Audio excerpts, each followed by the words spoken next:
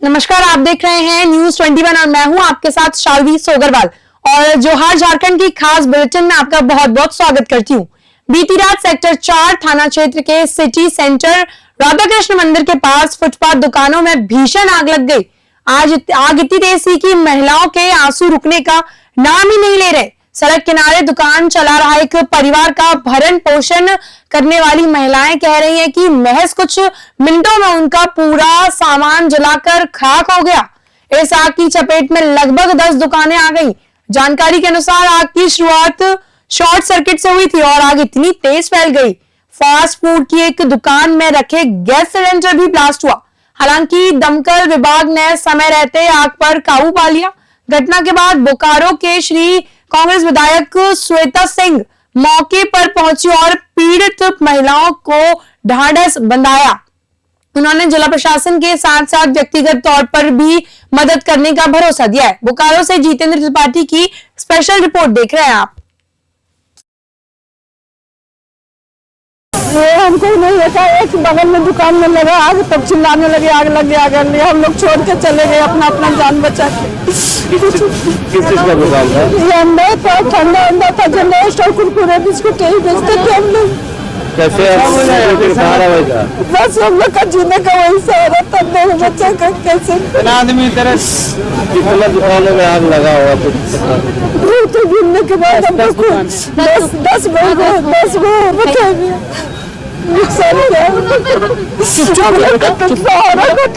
क्या करेंगे?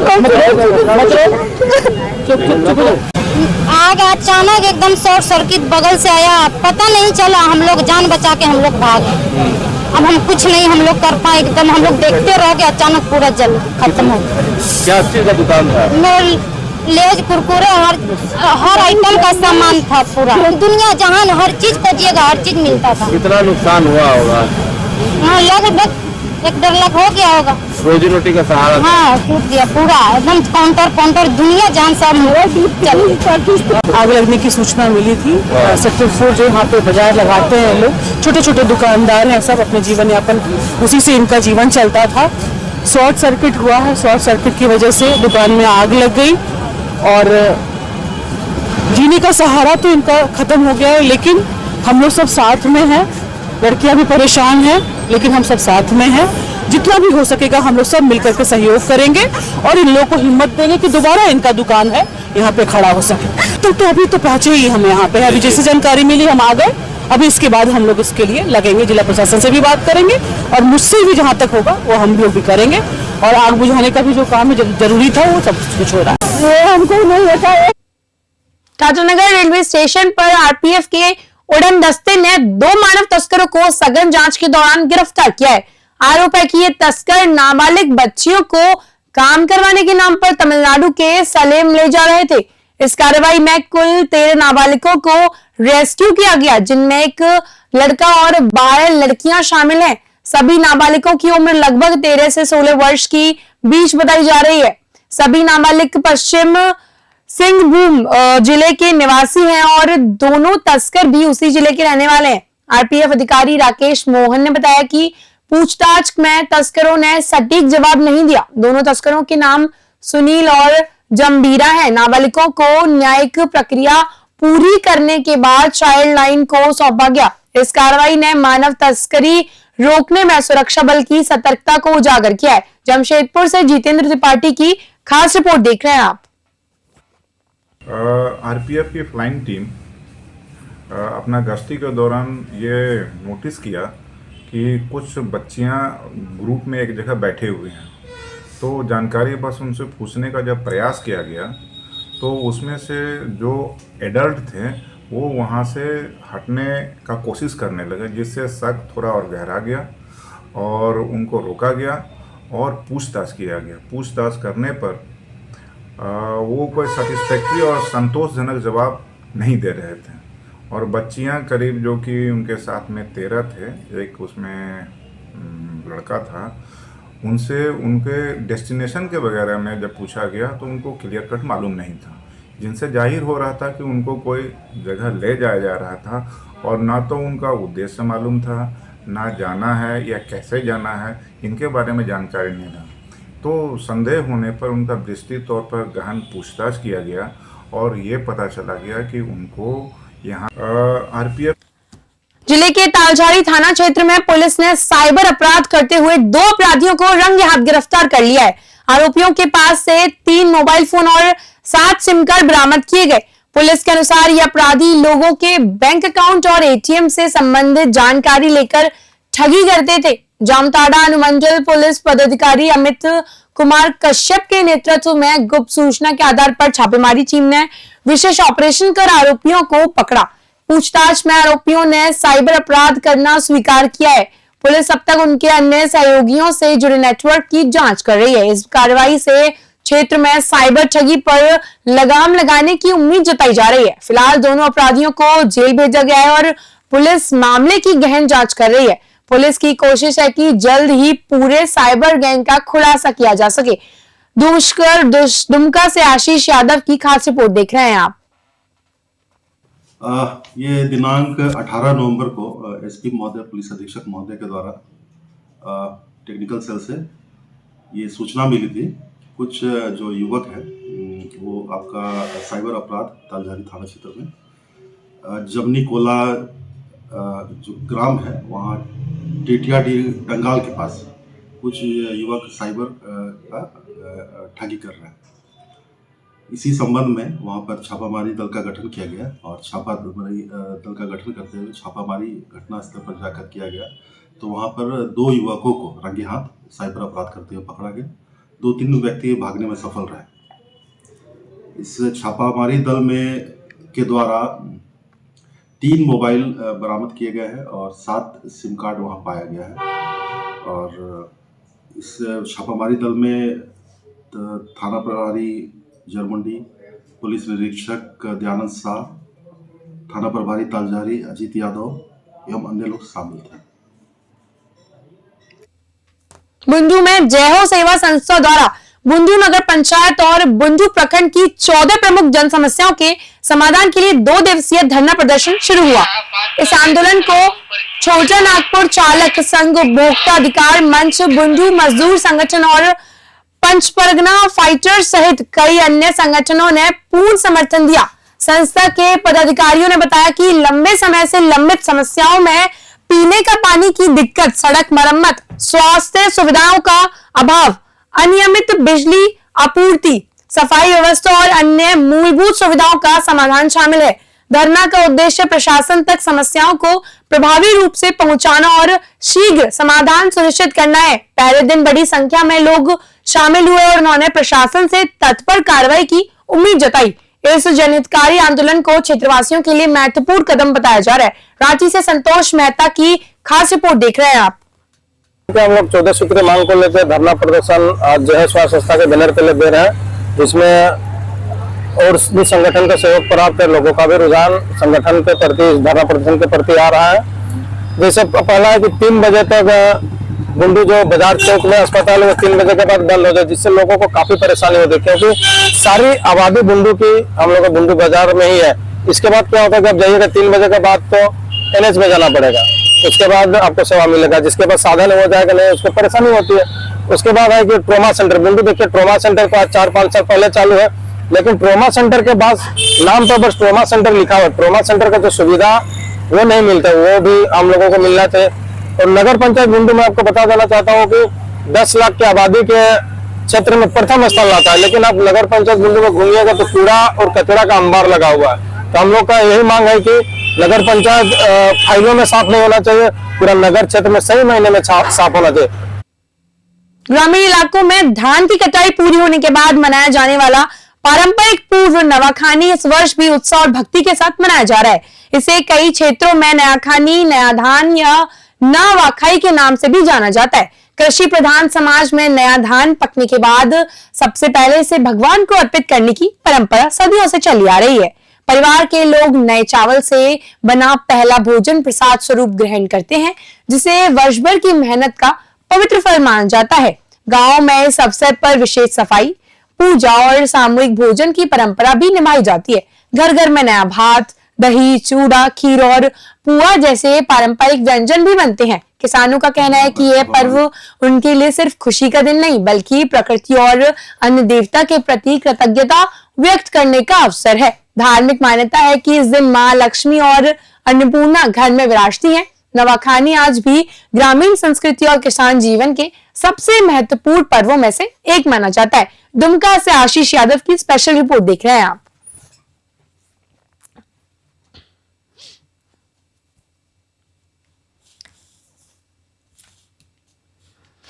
नवान्न पर्व नया धान के उपलक्ष्य में बिहार और झारखंड में मनाया जाता है, जो कि स्थानीय पर्व है। नवान्न में पारंपरिक प्रथा के अनुसार लोग धान को कुटवा कर चावल और चूड़ा बनाकर पहले देवी देवताओं को भोग लगाते हैं और अग्नि देव को भी भोग लगाते हैं, यानी कि हवन भी करते हैं नया धान का। उसके बाद स्वयं लोग जो है सो उसका भोजन करने का शुरुआत करते हैं, खास करके बिहार और झारखंड में। 2 दिन पहले हम लोग धान की कटाई करके और धान का चूड़ा चावल वही करके और घर में साफ सफाई करके अपना पूजा पाठ करते हैं हम लोग। और उस दिन अग्नि का सबसे पहले हवन किया जाता है। उसके बाद हम लोग श्रद्धापूर्वक पूरे परिवार हम लोग मिलके खाते पीते हैं नया अन्न। और यह अन्न जो है लक्ष्मी का शुभ संकेतक भी है, हम लोग का स्थानीय मान्यता के अनुसार हम लोग मनाते हैं। भारत सरकार के खेल मंत्रालय द्वारा आयोजित सरदार वल्लभ भाई पटेल की 150वीं जयंती का उत्सव पूरे देश में बोकारो में भी बड़े धूमधाम से मनाया गया। गरगा पुल के पास स्थित सरदार पटेल की प्रतिमा स्थल से भव्य यूनिटी मार्च निकाला गया, जिसमें मुख्य अतिथि के रूप में धनबाद के भाजपा सांसद जुलू मोहता शामिल हुए। कार्यक्रम की शुरुआत सरदार वल्लभ भाई पटेल की प्रतिमा पर माल्यार्पण से हुई। इसके बाद सांस्कृतिक कार्यक्रमों ने माहौल को देशभक्ति की भावना से सरोबार कर दिया। सांसद जुलू मोहल्ले ने अपने संबोधन में कहा कि अभियान देश को मजबूत और सशक्त बनाने के प्रतीक हैं। उन्होंने बताया कि भारत युवा शक्ति पर आधारित देश है और प्रधानमंत्री नरेंद्र मोदी ने नेतृत्व में राष्ट्र लगातार मजबूत दिशा में आगे बढ़ रहा है। सांसद ने स्पष्ट कहा है कि देश की आंतरिक सुरक्षा को क्षति पहुंचाने वालों को किसी भी परिस्थिति में बख्शा नहीं जाएगा। बोकारो से जितेंद्र त्रिपाठी की स्पेशल रिपोर्ट देख रहे हैं आप। आज इस यूनिटी मार्च में जितने भी छात्र संगठन के हमारे प्यारे बच्चे, छोटे छोटे भाई बहन, एनसीसी के हमारे छोटे छोटे जो एनसीसी के जो प्रशिक्षित है जो हमारे भाई, वो आप सबों को भी मैं आज के इस यूनिटी मत में जो हार्दिक स्वागत करते हैं।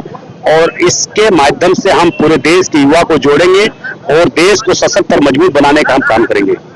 आज पूरे भारतवर्ष का जो आज वर्तमान समय का जो स्थिति है वो पूरा देश देख रहा है।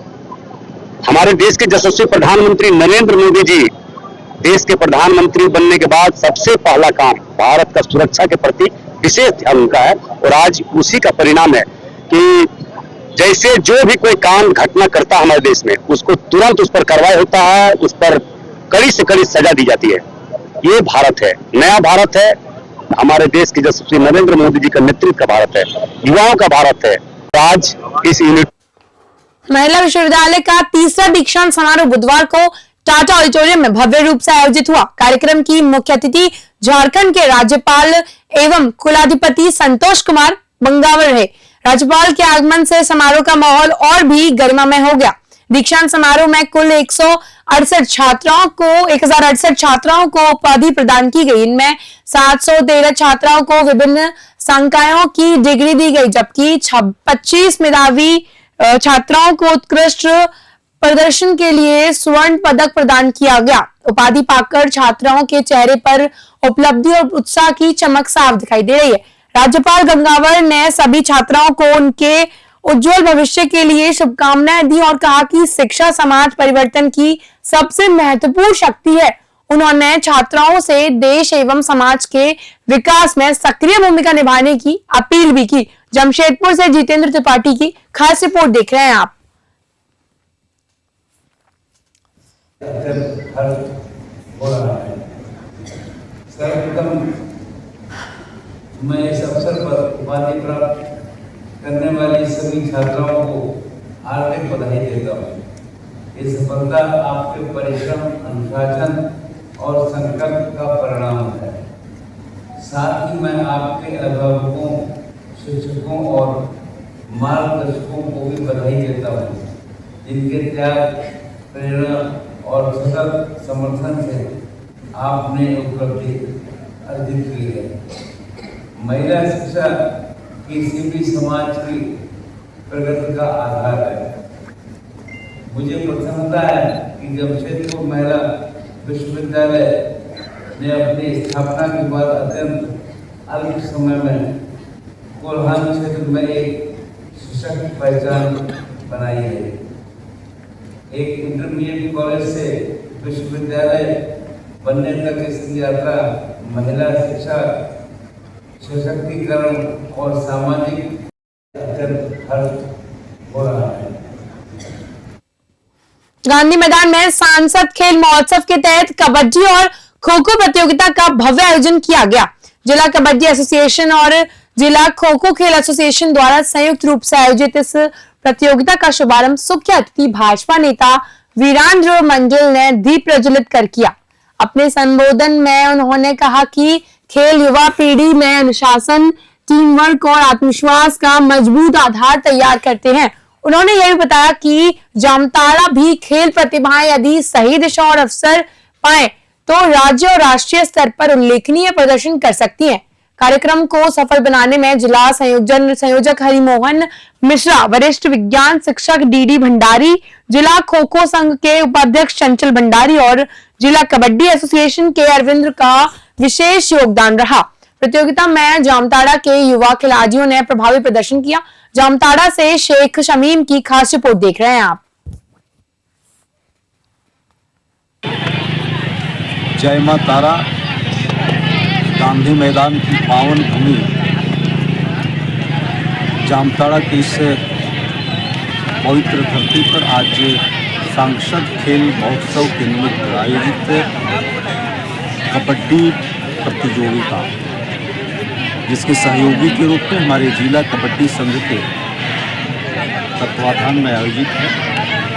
मैं सबसे पहले बधाई देता हूं हमारे जिला कबड्डी संघ के अरविंद जी के साथ साथ इसके तमाम सहयोगी और विशेष करके हमारे जितने भी यहाँ पर प्रतिभावान खिलाड़ी वृंद आए हैं, उन सबों को भी मैं शुभकामना देता हूँ कि आप सभी बेहतर खेलें, अच्छा से खेलें और रोमांचक रूप से खेलें। खेल तब तक जो है रोचक नहीं होता जब तक कंपटीशन नहीं होता है, लेकिन खिलाड़ियों से मेरा अनुरोध होगा कि कंपटीशन निश्चित। समाज विधायक विकास कुमार मुंडा ने मंगलवार को बुंडू में तैयार हुए 50 बेड के फैब्रिकेटेड अस्पताल का विधिवत उद्घाटन किया। इस अहम स्वास्थ्य सुविधा के शुरू होने से क्षेत्र के लोगों को प्राथमिक और आपातकालीन उपचार के लिए अब रांची या अन्य शहरों की ओर नहीं जाना पड़ेगा। विधायक मुंडा ने बताया कि सरकार ग्रामीण स्वास्थ्य ढांचे को मजबूत करने के लिए निरंतर काम कर रही है। उन्होंने घोषणा की कि बुंडू में जल्द ही गर्भवती माताओं के लिए अल्ट्रासाउंड की सुविधा उपलब्ध कराई जाएगी। साथ ही सामुदायिक अस्पताल भवन का निर्माण भी शीघ्र शुरू कराने की बात कही ताकि सभी चिकित्सा सुविधाएं स्थानीय स्तर पर ही मिल सकें। कार्यक्रम के बाद विधायक और अधिकारियों ने अस्पताल परिसर का निरीक्षण कर उपलब्ध सुविधाओं की समीक्षा की और मरीजों को बेहतर सेवाएं सुनिश्चित करने पर जोर दिया। बुंडू से संतोष मेहता की खास रिपोर्ट देख रहे हैं आप। निश्चित रूप से जो आप देखेंगे पिछले एक साल पहले ही हम लोग पीछे चले जाए तो यहाँ जो एक स्ट्रक्चर था वो किस स्थिति में था हमको बताने की आवश्यकता नहीं है, और आप लोगों के द्वारा ही कई बार उसका कवर किया गया। कभी छत से कुछ गिर पड़ता था तो एक दुर्घटना होने की संभावना बनी रहती थी हमेशा, तो बहुत आवश्यक था कि उसको डेमोलिश करके एक नया हम लोग का स्ट्रक्चर बने। सौभाग्य से बात है कि यहाँ पे एक प्री फैब्रिकेटेड स्ट्रक्चर बना है जो सुविधाओं के मामलों में भी बेहतर है और बहुत कम समय में, अब देखिए हमको लगता है 1 साल से भी कम समय में ये निर्माण कार्य इसका पूरा हो गया है और बारी है इसको आम जन के लिए समर्पित करने के लिए इसका विधिवत रूप से हम लोगों ने उद्घाटन भी कर दिया गया है। और 24 घंटे सेवाओं के लिए अब हम लोग अगला प्रयास कर रहे हैं कि इसको एक CSC का हम लोग स्टेटस दिला दें, ताकि आने वाले समय में यहाँ के लोगों को 24 घंटे की स्वास्थ्य सुविधाएं मिलती रहें। और झारखंड सरकार के कल्याण विभाग द्वारा तमाड़ और बुंडू प्रखंड के कई गांवों में धुमकुड़िया भवन निर्माण कार्यों का शिलान्यास विधिवत संपन्न हुआ। शिलापट का अनावरण तमाड़ विधानसभा क्षेत्र के विधायक विकास कुमार मुंडा ने किया। शिलान्यास कार्यक्रम उदयहीर, उलीढ़ी, बुढ़ाही, टोला, रागय और ताऊ समेत विभिन्न गांवों में आयोजित किया गया, जहां ग्रामीणों ने विधायक का गर्मजोशी से स्वागत किया। ग्रामीणों ने कहा कि धुमकुड़िया भवन उनके सामाजिक और सांस्कृतिक आयोजनों को नई दिशा देगा। विधायक मुंडा ने कहा कि सरकार की मंशा ग्राम्य संस्कृति को मजबूत करना और युवाओं को सुरक्षित व सुव्यवस्थित सामुदायिक स्थल उपलब्ध कराना है। उन्होंने आश्वस्त किया कि निर्माण कार्य समय सीमा में पूरा कराया जाएगा और विकास योजनाओं में किसी भी प्रकार की बाधा नहीं आने दी जाएगी। रांची से संतोष मेहता की खास रिपोर्ट देख रहे हैं आप। आप सभी जानते हैं कि आदिवासी बहुल गाँव में कल्याण विभाग द्वारा संचालित एक योजना है, जिसके अंतर्गत एक भवन का निर्माण होता है, जो इसमें सभी तरीके से अपने सामूहिक और सामुदायिक कार्यों के लिए एक सरकार ने जो व्यवस्था बनाई उसके तहत एक भवन का निर्माण हो रहा है। और लगातार हमको लगता है कि हमारे विधानसभा क्षेत्र में के जितने भी आदिवासी बहुल गाँव हैं वहाँ पर बहुत सारे धुमकुड़िया भवन भी दिए गए हैं और आने वाले समय में अन्य और हम लोग देने जा रहे हैं। साथ साथ में आपका जितने भी सरना स्थल है, चाहे जितने भी हम लोगों के हरगढ़ी है, सभी के घेराबंदी के लिए भी अभी लगातार कई योजना लाइन पर है जो स्वीकृत होने वाले हैं। उसका भी आने वाले समय में शिलान्यास करेंगे। ये चारों भवन है, ये भवन में कितनी फायदा हो गया इन लोगों को? निश्चित रूप से देखिए, एक आप सभी जानते हैं कि एक किसी भी गाँव में आप जाइए, वहाँ पर अगर एक सामूहिक भवन बना हुआ है तो कई तरह के कार्य करने में वहाँ के लोगों को सुविधाएं होती हैं। और निश्चित रूप से